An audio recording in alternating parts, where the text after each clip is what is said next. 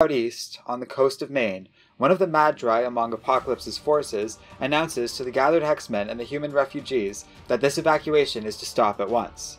The corrupt priests reveal that they have co-opted the Sentinel programming, and the robots will now turn on the X-Men. On Banshee's orders, the mutant Exodus strikes out, and he is eager to get revenge against the Magi, who tortured him before he was found by Magneto. The X-Men and mutants brought by the Magi, called the Brotherhood of Mutants, all spring into action, battling one another. A shapeshifter named Carlisle briefly turns into Quicksilver's dead sister, Wanda Maximoff, distracting the X-Men's leader long enough for the Magi to stab him before he is rescued by Dazzler.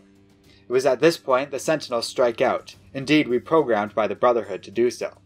Storm, not wanting to destroy their only means of evacuation, as the X-Men still hope to use them, manages to temporarily disable these machines with an electric pulse. The team regroup as Iceman reforms himself from his earlier injury. Banshee, however, in pursuit of the Mantri, Carlisle finds him dead, killed by Apocalypse's new horseman of death, Abyss, who executed his underling for failing to disrupt the evacuation completely. The brutal horseman reveals he is able to contain people within an alternate dimension, all contained in his own body, and he shows he has a kidnapped human teenager inside. Demanding Banshee bring him Magneto's son, Abyss threatens to otherwise kill the young man, and then unleashes a powerful psionic tremor of fear that disables every human in the area. Banshee runs off and quickly finds the others, where he explains the situation. Pietro Maximoff, son of Magneto, is not afraid of this, and decides to approach Abyss alone. The X-Men are tasked with restoring the Sentinels back to normal, but after a brief argument, he agrees to allow Storm to come along with him. They find Abyss, and Storm is able to get a hold of the boy within, but the Horseman attacks. Quicksilver manages to knock the villain down, and using his super speed, forcefully pushes Abyss into his own internal dimension, leading to what appears to be a particularly gruesome experience. The three rush back to the Sentinels, where the young boy is reunited with his family, and the massive machines of death are successfully reprogrammed. As the evacuation begins, the X-Men allow themselves a glimmer of hope for the future. In the streets of Chicago, Rogue, Morph, Sunfire, Sabretooth, Wildchild, and Blink try to stop the villain Holocaust from wiping out the local human population. Badly traumatized by his time in captivity, Shiro begins to unravel, using his fire powers recklessly while openly challenging the son of Apocalypse. Rogue is forced to intervene, using her powers to knock Sunfire unconscious. She is nearly overwhelmed by Shiro's memories and trauma of recent events. Morph quickly saves the two and gets them moving, while the team regroups as Holocaust arrives on the scene. Back in Westchester, Magneto puts his son to bed, and he speaks to Bishop.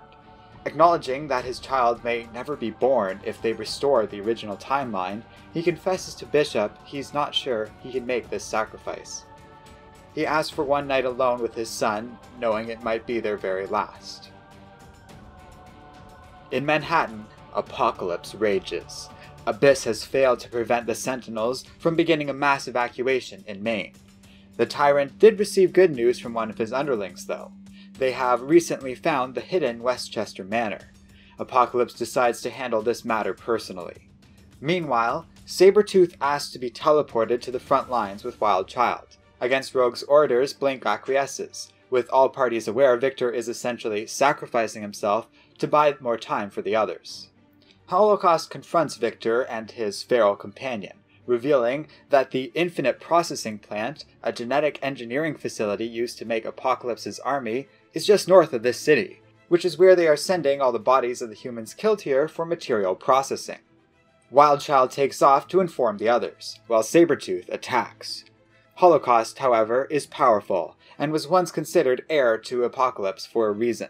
He is able to injure Sabretooth by collapsing some rubble on the Freedom Fighter, causing major internal bleeding. With the last of his strength, Victor manages to tear apart Holocaust's helm, and both foes collapse to the ground. Unfortunately, this heroic effort was in vain, and Holocaust quickly recovers from the devastating blow. Far, far away, out on a world unfamiliar to them, Gambit and the Externals take stock of their surroundings, while Lila collapses from the strain of transporting them to this alien world. The group are suddenly accosted by the Imperial Guard, royal protectors of the Shi'ar Imperium, who demand the mutants surrender themselves at once. To make matters worse, a low-level Apocalypse enforcer named Richter has followed them to this strange new world. Gambit orders the externals to flee, while Richter surrenders to the gathered Imperial Guard. The other fleeing mutants are pursued by the Shi'ar, who attack them with a tremendous show of force. Badly outnumbered, Strong Guy stays behind to buy the others some time by knocking the head of the guard, a being known as Gladiator, miles away with a devastating blow. The mutants, known as the Externals, use this opportunity to go into hiding within an alien forest, and the Imperial Guard loses track of them, much to Gladiator's outrage. He has the guard contact the Shi'ar High Command and ask them to send for telepaths, but one of the guard, a woman named Oracle, suggests they use Richter to find the Externals instead. Meanwhile, the fugitive mutants are suddenly trapped by a tree. A stranger named Jonath approaches them, explaining that this entire planet is sentient, and called them here during their travel through Lila's portal. During this time, Richter shows the guard his tracking device that will allow them to find Gambit and the others, even having a chance to demonstrate his powers over tectonic energy when the group threatens him. Oracle scans Richter's mind to get a better sense of the situation. She is disturbed to learn this alien world of Earth is fated to be destroyed by the Macran crystal, just like countless others that have been mysteriously wiped out in recent events. Back with Gambit, Jonath explains he was once a deadly assassin working for the Shi'ar, until he failed to protect the Emperor and was banished to this world. While he and his colleagues found peace farming here, the new Emperor, Deken, has fallen into madness. He discovered the Macran crystal and has been using it to seize power over the Shi'ar against the wishes of his sister, Deathbird, all after having murdered his other sister, Lilandra. Such aggressive use of the crystal has triggered yet another catastrophic event that is building in scale and could very well wipe out all of reality. Learning this planet is doomed to become crystallized by this artifact, Jubilee begins to panic, but Jonas insists this was all meant to be. The Externals are to witness what is coming so that they might make things right back on Earth. Suddenly, the Imperial Guard, with Richter at his side, arrives and they all attack in force. A chaotic battle erupts when suddenly, the Macran crystal's reality-destroying wave approaches. With Lila unable to get them out of here, and reality disintegrating all around them, all seems lost, and Gambit watches the Externals begin to vanish into nothingness. But Gambit is misreading the situation. The Starjammers, a group of space pirates, have teleported the Externals onto their ship, just as the entire planet was destroyed, taking most of the Guard and Jonath's people along with it, although they do detect 2 other survivors flying away from that world before it was destroyed. On board this ship, Deathbird, sister to Lilandra and Emperor Deken, explains that this was the Macran crystal itself that orchestrated these events, all to show Gambit what is happening. Realizing how serious and important his mission truly is, that everything Bishop and Magneto had said was actually true, Remy vows to save the universe, no matter the cost. Back on Earth, in the former city of Seattle, a massive nuclear power plant rumbles on. This place is the power source for all of Apocalypse's America, and, as Colossus has recently learned, is where his sister, Ileana Rasputin, has been held for years. He watches this place with his partner Shadowcat, and they already have a plan in motion to sneak in, coordinating with their students in an effort to rescue his sister.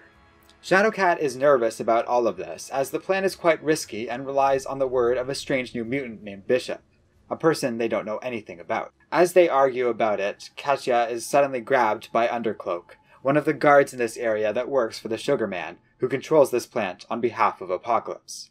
They quickly kill this shadowy figure and decide it is time to rush in.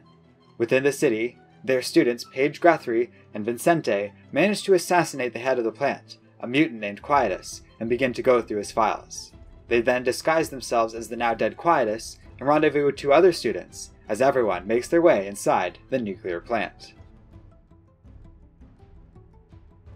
And that's it for this chapter of Age of Apocalypse. Sorry guys, I didn't really have time to set up my camera and do all of that right now. Plus, I just didn't really feel like it. So I'll see you guys next time here on Comic Island. Thanks for watching. And yeah, there's a bunch more Age of Apocalypse stuff on the way. So stay tuned for that.